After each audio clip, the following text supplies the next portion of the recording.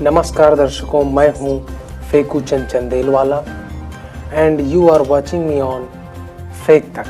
अपने दुर्भाग्य से आप इस अजीबोगरीब और फालतू के न्यूज़ चैनल को देख रहे हैं। उम्मीद है आप सब लोग फालतू बैठे होंगे, इसीलिए आप ये चैनल देख रहे हैं। दोस्तों, ब्रेकिंग न्यूज़ निकल के आ रही उन सभी लोगों के लिए जो हर साल आईफोन के लॉन्चिंग के टाइम पर किडनी वाले जोक्स मारते हैं, उनके लिए बुरी खबर निकल के आ रही है कि अब सरकार ने इसके ऊपर एक कठिन और बहुत ही दृढ़ कदम उठाया है। सरकार ने कहा है कि जो भी अब से आईफोन को लेकर किडनी वाले जोक्स मारेगा कि आईफोन खरीदने पर किडनी बेची जाएगी, उन सभी का चालान काटा जाएगा 10,000 रुपए का।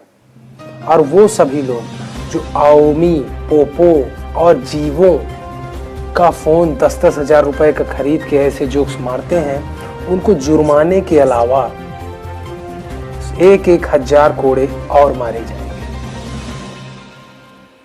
सरकार का मानना है कि हर साल हमारे देश में सैकड़ों ऐसे केसेस आते हैं जिसमें आईफोन खरीदने वाले ग्राहकों का कहना है कि आईफोन के रेट से ज़्यादा हमें इस बात की दहशत होती है जो लोग ऐसे जोक्स बनाते हैं आईफोन और किडनी वाले कि कहीं हमको सही में किडनी ना बेचना पड़ जाए। अंतर्राष्ट्रीय जोक सप्लाई सम्मेलन ने 2015 में ही इसे मनुष्यों के लिए मानसिक तौर पर बहुत ही खतरनाक बताया है।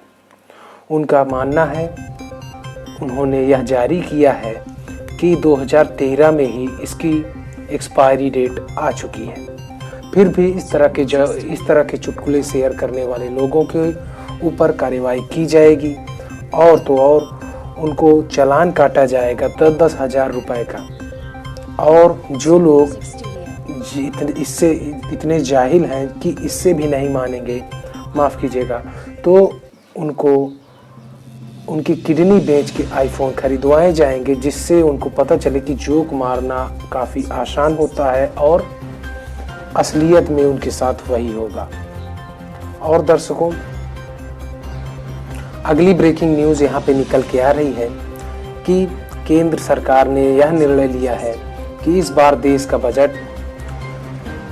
निर्मला सीतारमन के बजाय केएल राहुल के द्वारा पेश किया जाएगा।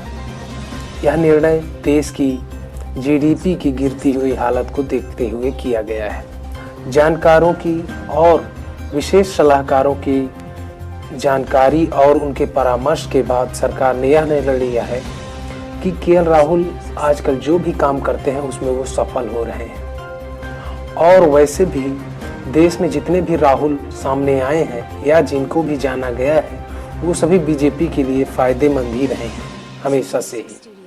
तो सरकार को क्रिकेट की बात तो समझ में नहीं आई, लेकिन जब उन्होंने राहुल का नाम सुना तो वो पूरी तरह से निश्चिंत हो गए और उन्होंने यह काम केएल राहुल को सौंप दिया है। मीटिंग अपने आखिरी चरणों में है और यह फैसला जल्द ही होने वाला है कि केएल राहुल के द्वारा ही देश का बजट इस बार पेश किया जाएगा। और देश का बजट पेश करने से पहले केएल राहुल अपना एक इंटरव्यू करण जौहर को भी देंगे, जिससे कि उनकी सफलता पर पूरा निश्चित ही एक स्टाम्प लग जाएगा। यहाँ पे एक न्यूज़ निकल के आ रही है कि एक बस में यात्रा कर रहे दो शख्सों के बीच जब मार कुटाई की नौबत नहीं आई तो बस में बैठे सभी दर्शकों ने मिलकर उन दोनों को कूट दिया। दोस्तों, बात कुछ ऐसी है कि मंगलवार को मेरठ से इलाहाबाद आती हुई एक बस में दो शख्सों के बीच में लड़ाई हो गई, किसी बात को लेकर विवाद हो गया। इस दौरान उनकी आवाज़ इतनी ऊंची हो गई कि बस की छत पर बैठे यात्रा कर रहे कुछ यात्री जो बैठे हुए थे वो छत से गिरकर जमीन में गिर गए। इसके अलावा कुछ दर्शक यानी कि जो वहां सवारी कर रहे थे, उन्होंने फेसबुक पर लाइव होने के लिए लड़ाई का लाइव दिखाने के लिए अपने फ़ोन तक निकाल लिए। कुछ लोग अपने अपने ऑफिसों से हाफ डे लेकर उस लड़ाई का परिणाम देखने के लिए रुके हुए थे। कुछ लोग 3-3 स्टॉप आगे निकल गए कि देखते हैं क्या होने वाला है। जब लड़ाई का अंत आने ही वाला था और कुछ बैठे लोग ये सोच ही रहे थे कि अब उनकी बेशुद्ध और बेकार बिना मनोरंजन वाली जिंदगी में कुछ मनोरंजन होने ही वाला है, ठीक उसी वक्त उनमें से एक लड़के का बस स्टॉप आ गया। वहां पर सभी स्तब्ध से दुखी थे क्योंकि लड़ाई का अंत होने वाला था। लेकिन चूंकि उनका इतना सारा नुकसान हो चुका था, तो जैसे ही लड़के उतरने वाले थे, उन्होंने उसे किसी एक ने पैर लगा के गिरा दिया और बस को ड्राइवर को बोला कि बस भगाओ, और उन दोनों लड़कों को खूब कूट दिया गया। इसके अलावा अब उन दोनों की हालत काफ़ी सीरियस है, लेकिन जो बस में बैठे लोग थे जिनका इतना नुकसान हुआ, उन्होंने कोर्ट में केस कर दिया।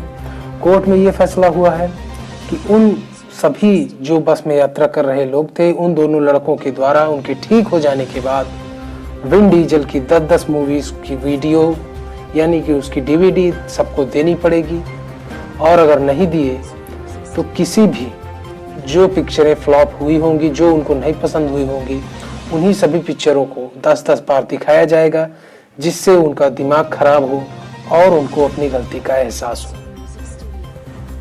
दोस्तों, आप कोर्ट के इस फैसले का कहां तक समर्थन करते हैं, आप लोग बताइएगा जरूर हमारे इस वीडियो के कमेंट्स में। दर्शकों, अगली ब्रेकिंग न्यूज काफी आश्चर्यजनक है, हमको आश्चर्यचकित कर देने वाली है और थोड़ी सी अजीब भी है। ये खबर निकल कर आ रही है उत्तर प्रदेश की प्रयागराज से। कहा जा रहा है कि आपातकालीन यानी कि जो अभी यहाँ पे लॉकडाउन चल रहा है, इसकी वजह से चूहों को परेशानी हो रही है। एक चूहा जिसको काफ़ी दिनों से कोई खाना नहीं मिल रहा था, उसने बड़ी मुश्किल से एक घर में घुसकर साबुन की टिक्की ही चुरा कर भाग गया। ये थोड़ी सी अजीब घटना है। परिजनों को इससे काफ़ी आश्चर्य हुआ, वो सभी स्तब्ध हैं और उन्होंने पास के थाने में रिपोर्ट करवाई है, जिसके बाद पुलिस का कहना है कि वो जल्द से जल्द उस मूषक राज को पकड़कर उनका साबुन उन्हें वापस दिलवाएंगे, और यह काम जल्दी हो। इसलिए पुलिस ने यह ऐलान किया है कि जो भी आदमी चूहे को उस साबुन की टिक्की के साथ पकड़कर पुलिस के सामने लाएगा, उसको एक दिन के लिए उस साबुन से कपड़े धोने और नहाने के लिए उपयोग में लेने के लिए इनाम दिया जाएगा। पुलिस ने कहा है कि उस चूहे जो कि चोर है, उसको सख्त से सख्त उसके ऊपर कार्रवाई की जाएगी और परिजनों को निश्चिंत रहने के लिए कहा गया है। परिजनों को मानना है कि चूहे को कठिन से कठिन दंड दिया जाना चाहिए, क्योंकि उसने बिना पूछे चोरी करके साबुन की टिक्की को चुराया है। तो दर्शकों, आपको क्या लगता है, इस चूहे को क्या दंड मिलना चाहिए या फिर इसे खाना देकर छोड़ देना चाहिए? आप लोग कमेंट में बताइएगा, सहमत हैं या नहीं। और दर्शकों, आप लोग तैयार हो जाइए आज की अंतिम और सबसे ज्यादा स्तब्ध कर देने वाली भयानक सी खबर के बारे में, जिसे सुनकर आपको भरोसा नहीं होगा। दोस्तों, खबर कुछ ऐसी है कि आप जैसे ही किसी हॉस्टल का नाम सुनते हैं तो आपके जहन में खराब खाना और बीमार करने वाली बातें, वजन कम हो जाने वाली बातें सामने आ जाती हैं। लेकिन इस बार मामला कुछ उल्टा है।